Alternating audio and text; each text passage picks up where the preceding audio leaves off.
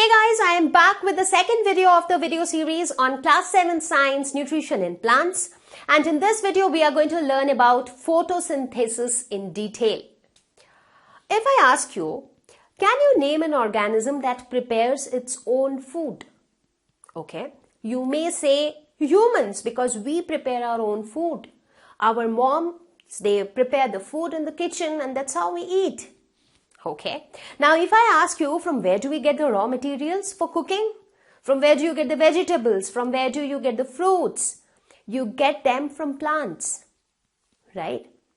So that means we are not actually preparing our own food. We are actually getting them from plants. But when it comes to preparing one's own food, they are the plants. So plants prepare their own food with the help of sunlight and some pigments which are present in them, and this process is called photosynthesis. So this video is all about photosynthesis. Let's get started. So most of the plants have autotrophic nutrition. So they prepare their own food by photosynthesis. Now most of the plants which are autotrophic are photosynthetic, most of them. Now what we have to understand here is, what is this photosynthesis? It is a name given to the process by which plants prepare their own food. So let us see what happens in photosynthesis. So let us just try to break this word. Photo means light. Synthesis, to synthesize something, that means to prepare something. So preparing food in presence of sunlight, and it also needs water with some other raw materials, but sunlight has to be present. And this process of preparing food is called photosynthesis. So let us now see what is photosynthesis. So it is the process by which green plants prepare their own food in presence of sunlight. So that's why sunlight is very significant here, and the other most significant thing is green plants. So for photosynthesis to happen, why do we only talk about green plants? Is it that if the plants are green only, then they can carry out photosynthesis? Yes, that is correct to some extent. That's because these green plants, they have a specific pigment called chlorophyll, and due to the presence of this pigment, these plants get their green color. And these pigment, chlorophyll, they perform one of the most important roles in the process of photosynthesis. So chlorophyll is very crucial for photosynthesis, and therefore green plants perform photosynthesis. So where exactly this process of food preparation take place in a plant? Because a plant has different parts like roots, stem, leaves, flowers, fruits. So where exactly this process takes place? It takes place in leaves of plant, and that is why leaves of the plants are also called the kitchen of the plants. Why are they called kitchen? Because this is the place where the food is prepared. Now why in the leaves? Because the color of the leaves are green. Why green? Because they contain the pigment chlorophyll. So if you look at the structure of a leaf, this is how the leaf looks like. So you have these kind of structures in the middle of the leaf called the midrib and the veins. Now if you try to observe more closely the structure of a leaf, so this is how it will look like from inside. So basically the thickness of the leaf, this much thick it is, which is very less. It seems very thin, but when you look at it very closely, you can see so many structures just within this much thickness. So here you can see the presence of chloroplast, and chloroplast are the cells which contain chlorophyll. So chlorophyll is actually present inside this chloroplasts. So due to the presence of chlorophyll in the leaves perform photosynthesis, and then the food which gets prepared as a result of photosynthesis, that gets transported to different parts of the plants. Now, what are the things that are required for photosynthesis to take place? The raw materials needed for photosynthesis. For example, when you prepare food in the kitchen, you need some raw materials. For example, you want to prepare, say, egg curry. So to prepare egg curry, what are the raw materials that you need? Maybe eggs, then spices, oil. So these are the things which you need. some container or utensil where you can prepare food. So those are the raw materials needed for preparing egg curry. Similarly, for plants to perform photosynthesis, they also need certain raw materials. So what are they? So the basic requirements for photosynthesis, the first thing is chlorophyll, because chlorophyll is very important. It actually helps in absorbing the sunlight and then it helps in the process of preparing food. Sunlight. Without sunlight, it cannot happen. So that is why the name itself has photo, which means light. Water. Again, without water, nothing can happen. If you stop watering your plants, the plants eventually die. That's because when there is no water being made available to the plant is actually not getting a raw material for photosynthesis. So photosynthesis is not happening properly, and therefore after some time, the plants start to starve and it dies. Carbon dioxide. So it is another important input for photosynthesis, and that is why plants take in carbon dioxide. So you would have heard people saying that you should grow a lot of plants in your vicinity. That's because human beings take in oxygen during breathing and they give out carbon dioxide, and that carbon dioxide is taken up by the plants. So let us see what exactly happens during the process of photosynthesis. So we see that these are the 4 things which are needed for photosynthesis to take place. So what exactly happened during the process? So during this process, the carbon dioxide and water. So carbon dioxide and water, they combine together in presence of sunlight and chlorophyll, and what is formed? And they form carbohydrates. So where did we hear about carbohydrates before this? While we were talking about the nutrients. And a lot of energy is also released during the process, and along with this, oxygen is also released. So basically, if you write it down like a chemical reaction, it will be CO2 plus H2O in presence of sunlight and chlorophyll. It forms carbohydrates. So the simplest carbohydrate is glucose, which is C6H12O6. So glucose is a carbohydrate plus oxygen plus a lot of energy. So this is the reaction that takes place during photosynthesis. So this carbohydrate which is formed is nothing but food for the plants. Now the question that might arise in your mind is, and also from this equation you get to know that plants take in carbon dioxide and they give out oxygen. The question is, this food which is being prepared, that is the carbohydrate or the glucose, where is it stored in a plant? Because if they are produced in the leaves, so where do they store it, and how the other parts of the plant receive it?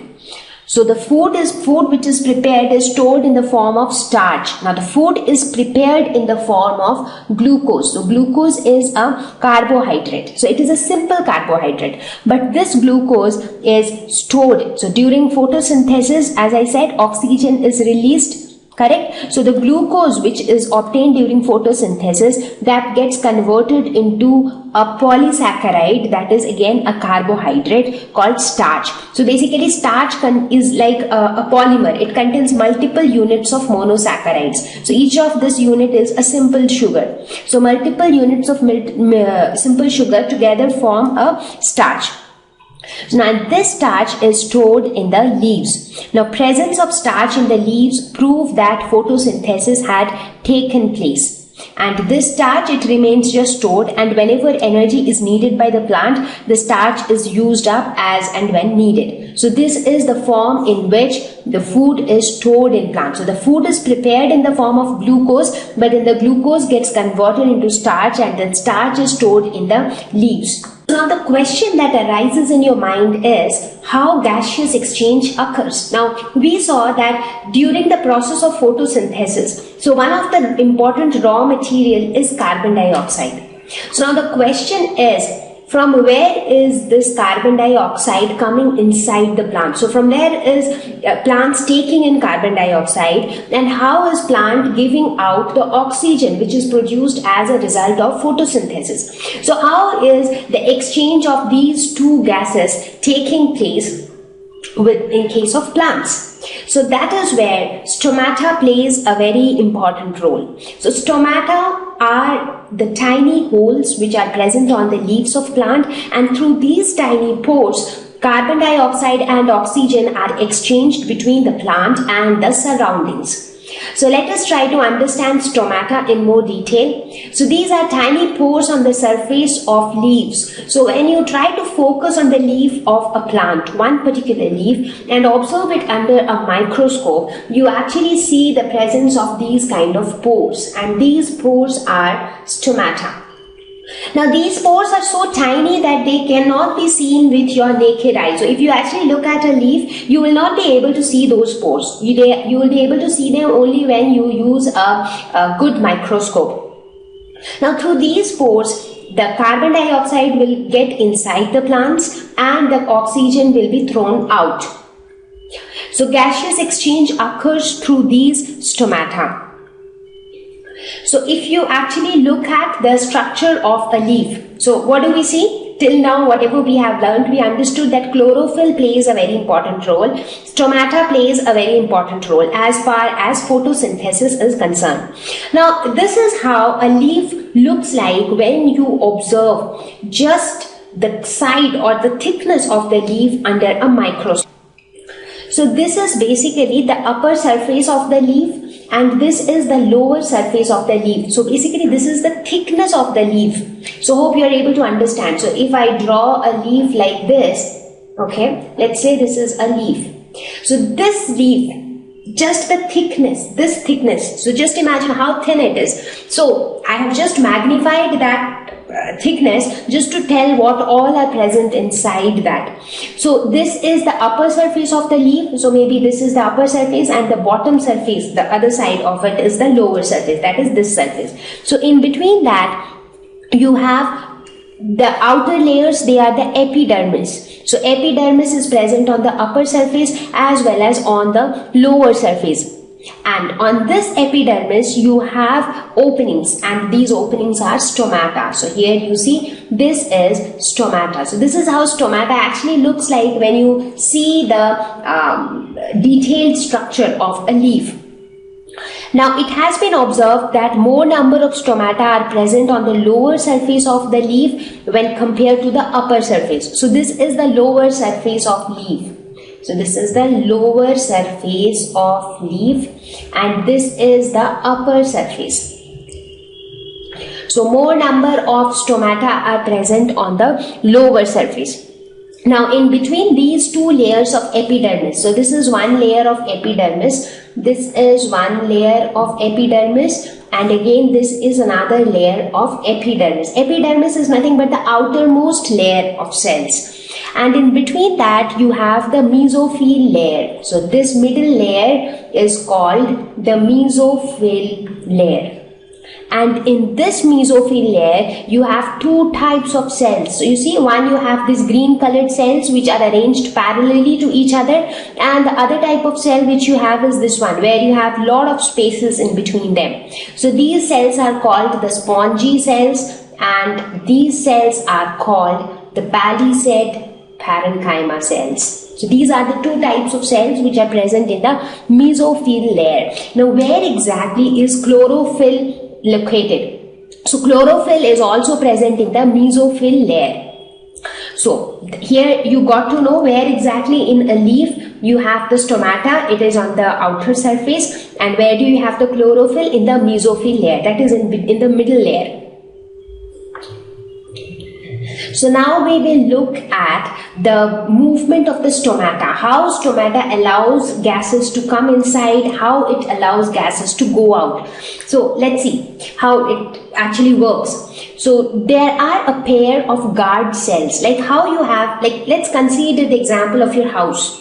So if somebody wants to enter inside the house, or if somebody wants to come out of the house, how will that person come out or enter? through the doors. That is why you have doors. So when the doors open, a person can enter or exit. When the doors get closed, nobody can enter nor can anybody exit. Right? So in a very similar way, these guard cells, they act as doors for the stomata. So if they want, they can close the stomata. If they want, they can open the stomata. So they are nothing but a pair of kidney-shaped cells.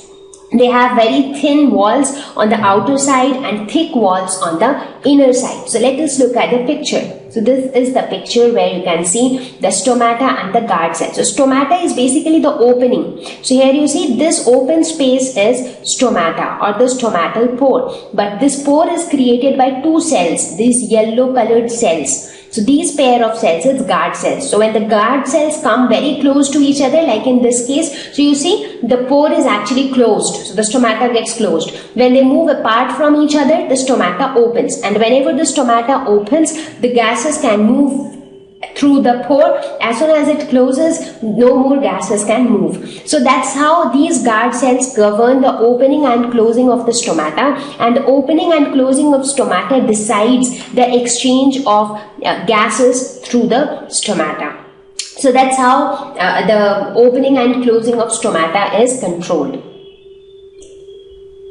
So let's see how exactly this thing happens. So if you look at this picture, you can actually see the two guard cells, they are coming closer to each other, and then the stomata closes. Again, when they move away from each other, the opening increases. So more space is created for gas-dash exchange.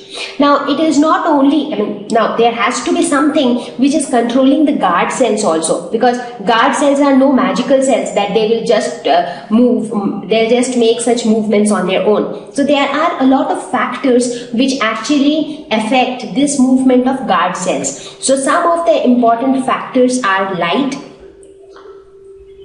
temperature, carbon dioxide, oxygen, water availability, potassium concentration. So these are some of the important factors which actually govern the movement of the stomata, or we can say they govern the movement of the guard cells. So we will not get into the detail of these factors right away, because you will learn about them in your higher classes. But for now, you should just know that this stomata allows gases to be exchanged, like exchange of oxygen and carbon dioxide, and their movement is controlled by the guard cells. So with this, I think we discussed all the important factors in photosynthesis. So what did we learn? In photosynthesis, the first thing that is required is sunlight, and the sunlight has to be absorbed, and it is absorbed by this green pigment called chlorophyll, which is present in the mesophyll layer of leaves. So the first thing is absorption of light by chlorophyll. Then what happens? This light gets absorbed, so the light energy that gets converted to chemical energy, and this chemical energy helps in the chemical reaction where hydrogen is split to form oxygen. So if you look at the chemical reaction of photosynthesis, it goes something like this. Carbon dioxide plus water forms carbohydrate, which is in the form of glucose, plus oxygen. So what do you see? You actually see that water gets broken down to release oxygen. So in this chemical reaction, you need, for this chemical reaction to take place, there has to be some energy which will help in splitting of the water molecules. So that energy is obtained from this light energy. Reduction of carbon dioxide into carbohydrates. So we see that carbon dioxide gets reduced to carbohydrates. So this is how the process of photosynthesis happens. So we already saw that light plays an important role. Chlorophyll plays an important role because chlorophyll helps in absorbing the light energy. Carbon dioxide, how it comes inside the plants, it comes through the stomata of plants. Water, we provide water to the plants. Plants also take water from the soil. And the oxygen also gets released through the stomata. So this is how the entire process of photosynthesis takes place. So now a very interesting question. Photosynthesis produces carbohydrates. That's what we saw. That the only product that is obtained from photosynthesis is glucose, which is again a carbohydrate. And the glucose gets converted into starch and it is stored inside the plant. So starch is also a carbohydrate. But while we were talking about the nutrients, we were talking about many other nutrients as well. For example, we were talking about vitamins, minerals, proteins, carbohydrates, so many other things. So how do plants get the other nutrients? Because photosynthesis is only able to provide it carbohydrates. So what about other nutrients? So now we will talk about the various ways by which plants get different nutrients. So the first method is photosynthesis, by which it prepares its own food. And which type of nutrient the plant get from photosynthesis? It gets carbohydrates. Now what are carbohydrates? Carbohydrates are those substances which contain carbon, hydrogen and oxygen. So carbon, hydrogen, oxygen, these three things are obtained from carbohydrates. The next source from where it gets nutrients is the soil. Now soil contains a lot of minerals which are important for plant growth and development. So if you talk about the minerals which are present in soil, there are phosphorus, nitrogen, sulfur, potassium, magnesium, calcium and so on. So there are a lot of minerals which are present in dissolved form, because soil contains water, and dissolved in that water are present all these minerals. And how do plants take them? The plant gets them through their root hairs. So if you look at the roots of the plants, the roots also develop tiny hairs like this. So this will be like this. So these are the root hairs. So these hairs will absorb the water from the soil, and this water will contain a lot of minerals in dissolved forms. Now some of these minerals are needed by the plants in small quantities, and they are called micronutrients, whereas some minerals are needed in large quantities and they are called macronutrients. So soil is a reservoir of both micro and macronutrients for the plants. So that is why you see the quality of the plant directly depends on the quality of the soil. That is why you would have observed that even in your garden, if you want to improve the quality of the plant, you also need to take care of the soil. Sometimes people add manure to the soil, people add fertilizers to the soil. And why do they do that? Because they want to enrich the soil with more nutrients. So soil is one very important source from where plants get a lot of nutrients. Third is nitrogen fixing bacteria. How these bacteria help plants. Now nitrogen is a macronutrient for plants. Now nitrogen doesn't exist in soil naturally. Where is nitrogen present naturally? A lot of nitrogen is present in gaseous form in the air. If you look at the composition of air in the atmosphere, the air contains 78% of nitrogen. That is a big number. So a lot of nitrogen is present in the atmosphere. But unfortunately, plants cannot take in nitrogen from the atmosphere. So we need something which can convert this atmospheric nitrogen and fix them into the soil. So if the same nitrogen is made available in the soil, then the plants can take it directly from the soil. So that job is done by these nitrogen fixing bacteria. So there are certain bacteria, what do? They just convert the atmospheric nitrogen from the atmosphere and fix them into the soil. And this nitrogen in turn is taken up by the plants. So they convert atmospheric nitrogen into nitrogen in the soil. So in the form of some nitrogenous compounds, that is nitrogen containing compound in the soil. And then from the soil, it is taken up by the plants. So these nitrogen fixing bacteria are also very important for plants. The fourth source is fertilizers. So these fertilizers are chemical substances which enrich the soil with a lot of nutrients. Just now I was talking about improving the quality of plants. So whenever you have to improve the quality of plant, you would have seen that farmers or the gardeners, they tend to apply fertilizer to the soil, because these fertilizer will give some additional nutrients like nitrogen, phosphorus, sulfur, sodium, potassium. So all these additional things will be added to the soil. So that's how the quality of the soil will improve, and the plants will also get those nutrients. So these are some of the ways by which plants get a variety of nutrients which are needed for their growth and development. I hope this video was useful. Our agenda for the next video would be heterotrophic nutrition in plants. So please be with us.